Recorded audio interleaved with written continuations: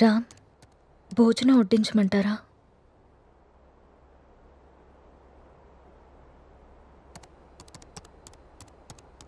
ఊరెళ్ళిన పని ఏమైంది రామ్?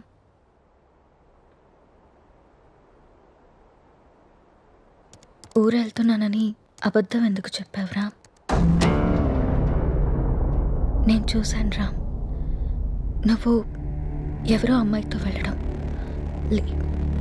లీనా అంటే తనేనా రామ్?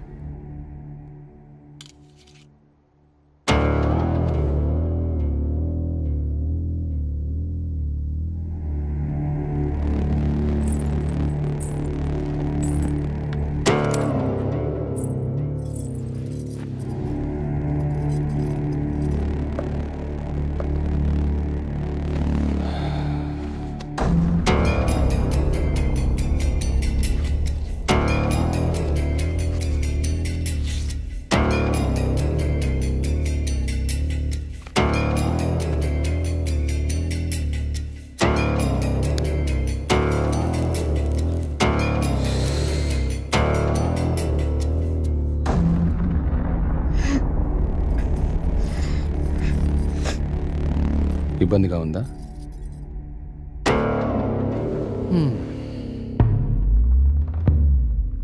ఇలా అబద్ధాలాడి ఊరికెళ్ళడాలు, నా ఇష్టాన్ని సంతోషాన్ని దాచుకోవడాలు నాకు ఇబ్బందిగానే ఉంది. లీనా నా గర్ల్ ఫ్రెండ్.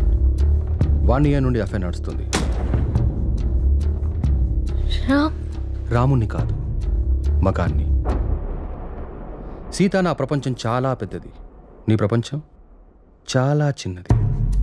నీ ప్రపంచంలోకి నువ్వు నన్ను లాక్కోవాలనుకోవడం చాలా తప్పు.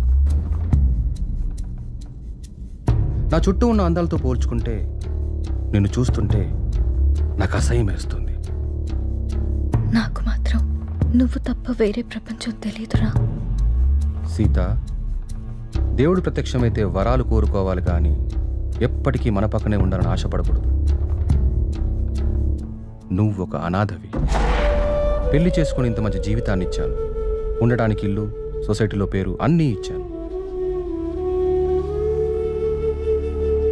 ఇప్పుడు నువ్వు అనుభవిస్తున్న ఈ ఆస్తి, ఈ హోదా అన్నీ నిన్ను పెట్టిన భిక్ష. అలాంటి నువ్వు నన్ను ప్రశ్నించడం మొదలు పెడతావా? ఇక ఆపేద్దాం.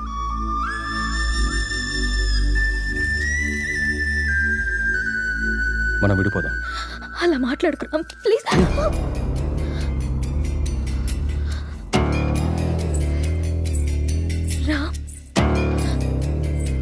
వద్దు, నువ్వొద్దు, నీ అతి ప్రేమ అసలే వద్దు. నా ఆనందానికి హద్దులు గీసేది నాకు అసలు ఏదీ వద్దు.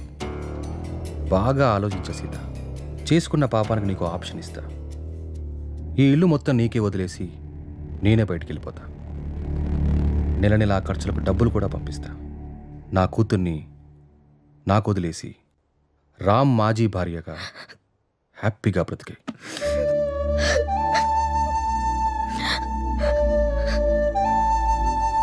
నీకెప్పుడైనా నా మీద కోరిక కలిగినప్పుడు కాల్ చేయి, వచ్చి వెళ్తుంటాను.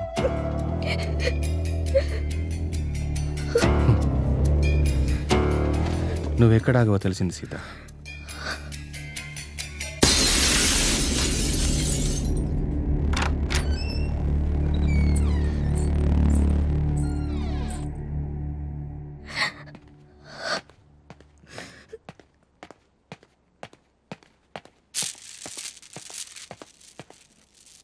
నాన్న కోపంగా ఉన్నారు, మనం వెళ్ళి బతుకుందాం.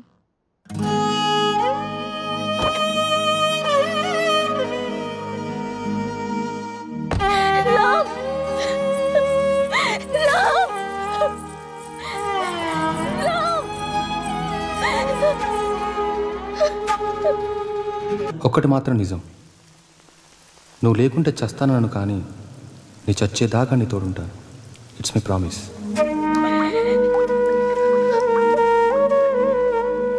అమ్మా,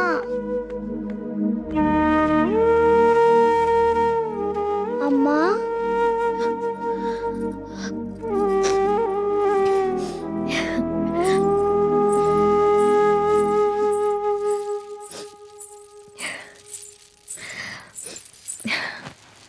అప్పుడే లేచింది నా బంగారు తల్లి. ఏంటమ్మా అలా ఉన్నావు? ఏం లేదు. నాన్న ఎక్కడికి వెళ్ళారమ్మా? అమ్మా నిన్నే. ఆడుకోపో. మరి స్కూల్? ఈరోజు స్కూల్కి వెళ్ళొద్దు. స్నానం చేయించి రెడీ చేస్తాను, ఓకే. సరేనా? సరే. నీకు వాటర్ టబ్లో బబుల్స్ వేసి స్నానం చేస్తాను, ఓకేనా? వావ్.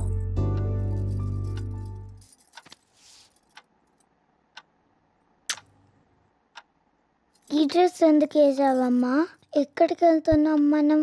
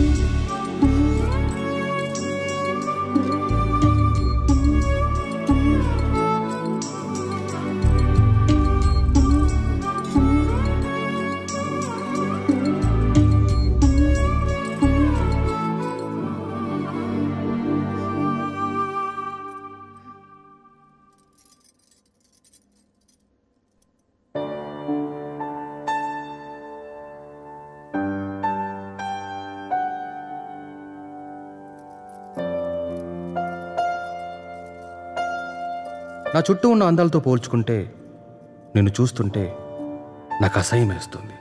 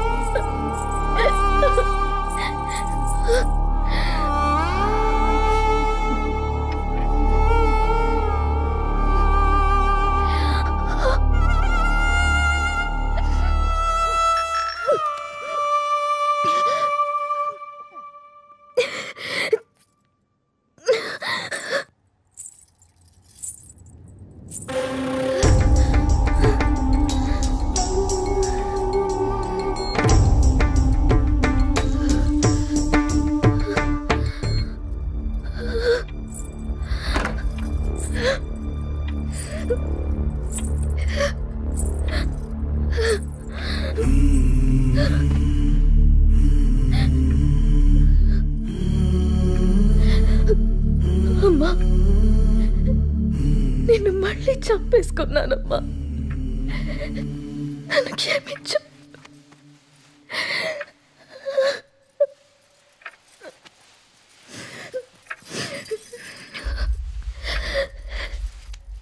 లాలీ లాలీ లాలీ లాలీ పచ్చోరా పుచ్చాయి.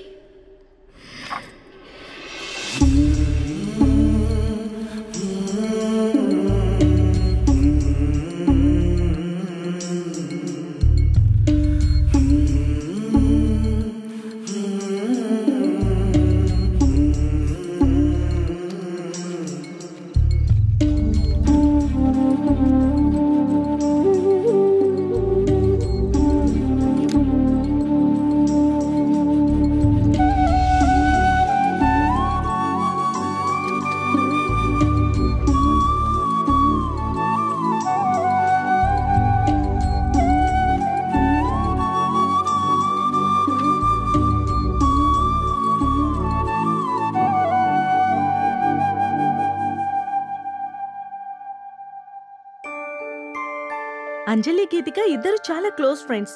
అంజలి చనిపోయిన దగ్గర నుంచి గీతిక చాలా డల్ అయిపోయింది. వాళ్ళ మదర్కి కూడా ఈ విషయం చెప్పి జాగ్రత్తగా చూసుకోమన్నాం. కానీ గీతిక ఇంకా నార్మల్ కాలేకపోతుంది. నేనొక్కసారి గీతికని కలవచ్చా? ష్యూర్. ఇప్పుడు వాళ్ళకి ప్లే అవర్. అదిగో అక్కడుంది. ఓ థ్యాంక్ యూ మ్యామ్. ఇంతకు మీరు అంజలికి ఏమవుతారు? మామయ్య.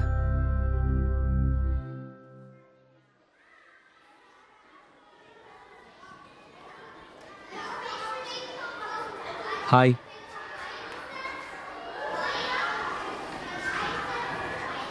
నా పేరు విక్రాంత్. నీ పేరేంటి?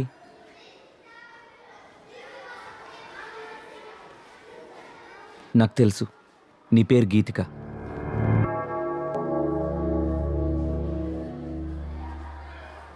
అంజలి ఎలా ఉంది?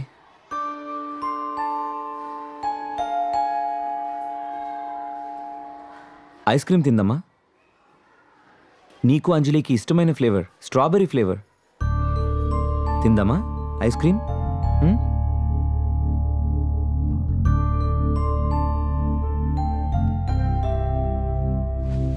యాజ్ ఎ పారాసైకాలజిస్ట్గా నేను మీకు కొన్ని విషయాలు చెప్పాలి. Anjali Geethika close friends. ఆ విషయం మీకు తెలుసు. సడన్గా అంజలి చనిపోవడంతో గీతిక బాగా డిస్టర్బ్ అయింది. కానీ మీరు మాత్రం తనే మర్చిపోతుందిలే అని వదిలేశారు. చనిపోయిన అంజలి ఆత్మ కూడా గీతికని మిస్ కావడం మొదలుపెట్టింది. అందుకే అంజలి గీతికకు కనిపిస్తుంది. తన చేతిలో చేపట్టుకునే తన ఫ్రెండ్ని తను ఎందుకు టచ్ చేయలేకపోతుందో అటు అంజలికి ఇటు గీతికకి అర్థం కాక ఆ చిన్న పిల్లలు వాళ్ళ కోసం ఓ చిన్న ప్రపంచాన్ని ఏర్పరచుకున్నారు. ఆ ప్రపంచంలో వాళ్ళిద్దరే ఉంటున్నారు. ఈ డైరీ చూడండి, మీకే అర్థమవుతుంది.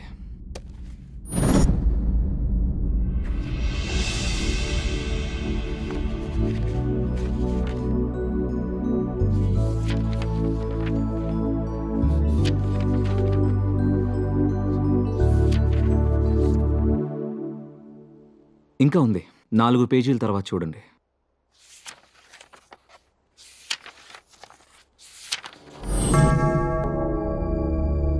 ఈరోజు డిసెంబర్ 8th, అంజలి బర్త్డే. అంజలి గీతికని ఎక్కడికి తీసుకెళ్తానని రాసిందో నాకు అర్థం కాలేదు. బట్ యు డోంట్ వరీ, అంజలి రాత్రిపూట మాత్రమే గీతికకు కనిపిస్తుంది. ఈ ఒక్క రాత్రికి మీరు గీతికని జాగ్రత్తగా చూసుకోండి. ఈ ప్రాబ్లంని నేను సాల్వ్ చేస్తాను. ఈ ప్రపంచంలో పిల్లలకి అమ్మా నాన్న ప్రేమ దొరికితే దేన్నైనా మర్చిపోతారు. ఆ ప్రేమను మీరు మీ అమ్మాయికి ఇవ్వండి. బాయ్ గీతిక.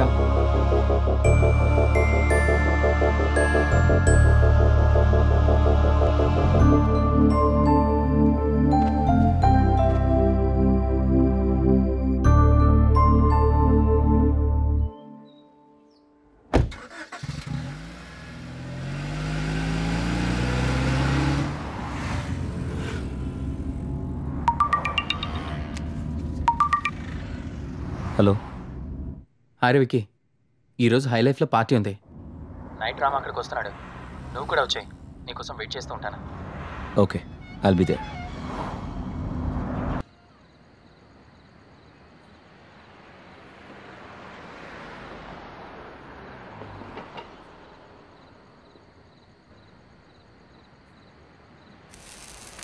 మీరు లైఫ్ని బాగా ఎంజాయ్ చేస్తారనుకుంటా.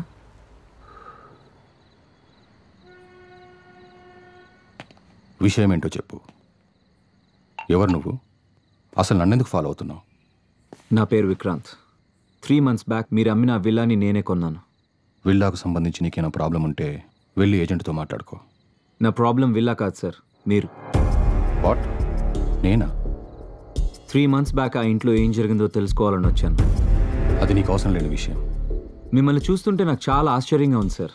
2 నిండు ప్రాణాలు పోవడానికి కారణమైన మీరు ఏ తప్పు చేయని వాడిలా ఇంత ప్రశాంతంగా ఎలా ఉంటున్నారో నాకు అర్థం కావట్లేదు. నా భార్య కూతురు సూసైడ్కి నేనే కారణమని ఊరంతా ఎలా అనుకుంటున్నారో నువ్వు అలాగే అనుకుంటున్నావు కాబట్టి నాకు ఆశ్చర్యంగా లేదు. నేను తప్పు చేయలేదని నాకు తెలుసు. అందుకే ప్రశాంతంగా ఉన్నాను. అబద్ధాన్ని నిజమని మిమ్మల్ని మీరే బాగా నమ్మించుకుంటున్నారు సార్. ఏది నిజమో ఏది అబద్ధమో నీకేం తెలుసు? నాకు తెలుసు సార్. ఏం తెలుసు నీకు? 15 ఏళ్ళు కష్టపడి నేను సంపాదించుకున్న పేరు, పరువు, ప్రతిష్టని నా భార్య చేసిన పిచ్చి పనితో మొత్తం కోల్పోయానని తెలుసా? ప్రేమించి జీవితాన్నిచ్చిన పాపానికి ప్రపంచం దృష్టిలో నన్ను దోషిగా నిలబెట్టి తను హాయిగా చనిపోయిందని తెలుసా? చిన్న పాప అన్న జారి లేకుండా, నా కూతుర్ని కూడా నాకు మిగలలేకుండా తనతో తీసుకెళ్ళిపోయి నన్ను ఒంటరివాని చేసిందని నీకు తెలుసా? చేయని తప్పుకు శిక్ష అనుభవిస్తూ మనశ్శాంతిని కోల్పోయి నన్ను నేను మత్తులో ముంచుకునేలా చేసిందని తెలుసా? ఏం తెలుసు నీకు?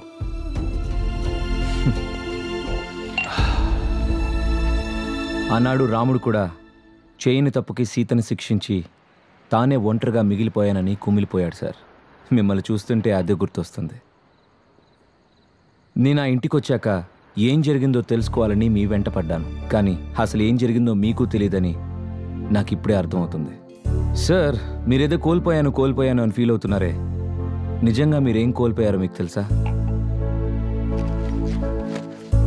ఇవి చదవండి.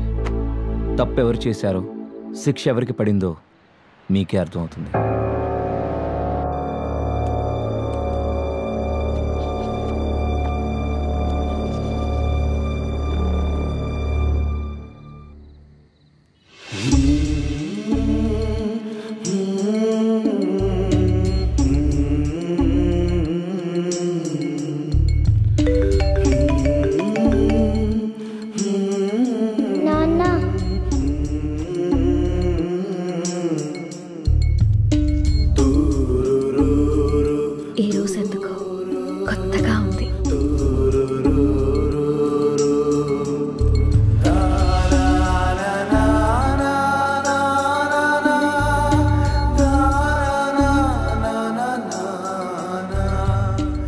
అవి సీత తన కోసం రాసుకున్నవి. అందుకే తను డైరీ రాస్తుందన్న విషయం మీకు ఇప్పటిదాకా తెలీదు. కానీ ఇది మాత్రం మీకోసం రాసింది. తన మీద ద్వేషంతో మీరు ఆ ఇంటిని వదిలేశారు. ఒక్కసారి ఓపిగ్గా వెతికి చూస్తే మీకు ఇది దొరికేది. రామ్, నాకు నిశ్శబ్దం అంటే ఇష్టం. నీ శబ్దం అంటే ఇంకా ఇష్టం. ప్రపంచంలో నాకంటూ ఎవరూ లేనప్పుడు నువ్వే నా ప్రపంచమై వచ్చా. నీ ప్రేమతో తోడై నిలిచి నా జీవితానికి వెలుగిచ్చా. నాకు నిన్ను ప్రేమించడం తప్ప ఇంకేం తెలీదు రామ్. క్షమించు రామ్. నీ కూతుర్ని నీకు వదిలే అన్నా నమ్మకం లేదు రామ్. నువ్వు తేలిపోతున్న ఆకర్షణ వలయాల్లో పడి నా కూతురు మరో సీత కావడం నాకు ఇష్టం లేదు. అందుకే నాతో పాటు తీసుకెళ్తున్నాను. కోరిక కలిగినప్పుడు చెప్తే వస్తానన్నావు. ప్రేమతో నువ్వు వచ్చి పిలిచినా పలకలేని తీరాలకి వెళ్ళిపోతున్నాను.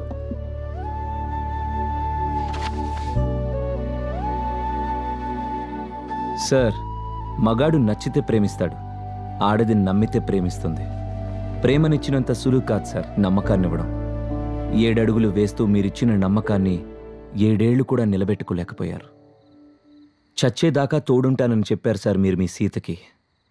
కానీ తను మాత్రం మిమ్మల్ని చనిపోయాక కూడా ప్రేమిస్తూనే ఉంది. అర్థం కావట్లేదు కదా సార్ నేను చెప్పేది?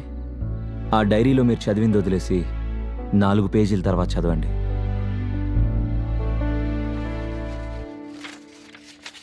తప్పు చేశాననిపిస్తోందిరా. నిన్ను మార్చుకునే ప్రయత్నం చేయకుండా ఆత్మహత్య చేసుకుని తొందరపడ్డానేమో అనిపిస్తుంది. ఆ రోజు నువ్వు నన్ను వదిలి వెళ్ళిపోయాక నా జీవితంలో ఇంకేం మిగలేదనిపించింది. నీ చూపుల్లో ప్రేమనే తప్ప అసహ్యాన్ని, ద్వేషాన్ని చూస్తూ బతకలేననిపించింది. రామ్, మంటల్లో నేను కాలి బూడిదైపోయినా నీ పైన ప్రేమ ఇంకా బతికే ఉంది. నీ కళ్ళల్లో ఆ ప్రేమని, నీ మాటల్లో ఆప్యాయతని మళ్ళీ చూడాలనుంది. అప్పటికి కానీ నా ఈ ఆత్మకి శాంతి కలగదేమో. నువ్వు వచ్చేదాకా ఈ సీత నీ కోసం ఎదురు చూస్తూనే ఉంటుంది. నీ ప్రేమ వీడ్కోలు కోసం తప్పిస్తూనే ఉంటుంది. ఒక్కసారి రా, ఒక్కసారి ఈ సీత కోసం రావా? నాకు మాత్రం నువ్వు తప్ప వేరే ప్రపంచం తెలియదురా.